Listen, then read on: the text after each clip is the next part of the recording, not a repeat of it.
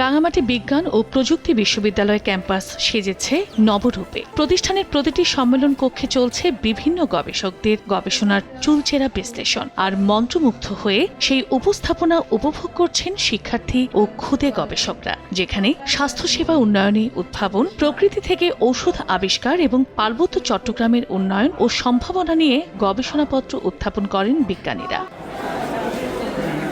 শুধু সম্মেলন কক্ষে নয়, বিভিন্ন বিশ্ববিদ্যালয়ের শিক্ষার্থীরা বারান্দাতেও গবেষণালব্ধ ফলাফলই প্রদর্শনী করেছে। সেই বিষয়বস্তু ঘুরে ঘুরে দেখছেন বিভিন্ন বিশ্ববিদ্যালয়ের শিক্ষকরা। এ সময় শিক্ষার্থীরা গবেষণার ধরন, মানব সমাজে তার প্রভাব সহ বিভিন্ন দিক তুলে ধরেন, যার মধ্যে আছে নিরাপদ খাদ্য, চিকিৎসা, মৎস্য, কৃষি সহ বেশ কিছু ক্ষেত্র, যা একদিকে স্থায়িত্বশীল উন্নয়নের পাশাপাশি দেশকে এগিয়ে নিতে সহায়ক ভূমিকা পালন করবে বলে মনে করেন শিক্ষার্থীরা। ডায়াবেটিস রোগটা আমার আশেপাশের চারপাশ থেকে একটা গাছ সংগ্রহ করে সেই গাছ দিয়েই ভালো করতে পারি, গাছের রস থেকেই, গাছের নির্যাস থেকে রোগটা ভালো করতে পারি। অ্যানালাইসিস করে যেটা দেখতে পেরেছি যে এখানে সাইটোটক্সিক আর এনথেলমেন্টিক অ্যাক্টিভিটি আছে, তার মানে এটা অ্যান্টি ক্যান্সার অ্যাক্টিভিটি দিতে পারে, মানে ক্যান্সার সেলের এগেইনস্টে এটা খুব ভালো অ্যাক্টিভিটি দিতে পারে। মানসিক স্বাস্থ্য যদি আমরা ওটা ট্রিট না করি তাহলে ওটা কিভাবে আমাদের আচার আচরণে প্রভাব ফেলে, একই সাথে আমাদের শারীরিক অবস্থা কিভাবে অবনতি ঘটায়, ওটা নিয়ে আমরা কাজ করছি। আমরা ইঁদুরের উপর এক্সপেরিমেন্টটা করছি। আমরা অনেক ধরনের মানুষের সাথে দেখা করছি, কথা বলছি, তাদের থেকে আমরা অনেক কিছু শিখতে পারছি। অবশ্যই এটা অনেক সুন্দর একটা আয়োজন। পড়ালেখার মান উন্নয়নে বা গবেষণায় আমাদের প্রত্যেকের মধ্যে একটা অনুপ্রেরণা, যে আমরাও চাইলে এবার ভবিষ্যতে নিজেদের উন্নয়নের পাশাপাশি দেশের উন্নয়নে আমরা কাজ করে সকলের জন্য আমরা একটা ভালো খবর রাখতে পারবো।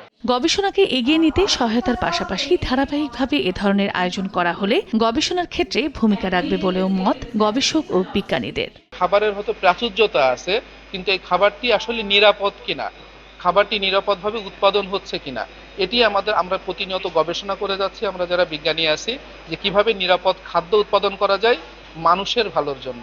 রাঙামাটির পানি, মাটি এবং যে আবহাওয়া, সেটি কিন্তু কৃষিজ যে ফসল এবং প্রাণী সম্পদ সহ মৎস্য সম্পদের উন্নয়ন এবং চাষের জন্য খুবই ভালো।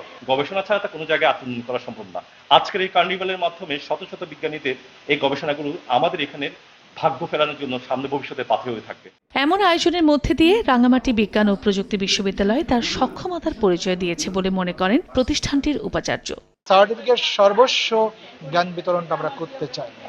আগামীর সমাজ তৈরিতে আমরা কি করতে পারি, কি কন্ট্রিবিউশন দিতে পারি, সেই জিনিসটা আমাদের এই জায়গায় আমরা ব্র্যান্ডিং করছি, এবং সেই ব্র্যান্ডিংটা আশা করি একদিকে অন্যান্য বিশ্ববিদ্যালয়ের সাথে আমাদের সায়েন্টিফিক কোলাবোরেশন হবে, অন্যদিকে আমাদের এই ব্র্যান্ডিংটা তারা নিবে।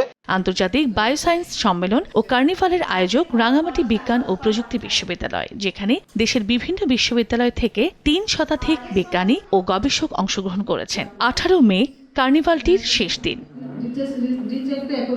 সময় সংবাদ, রাঙামাটি।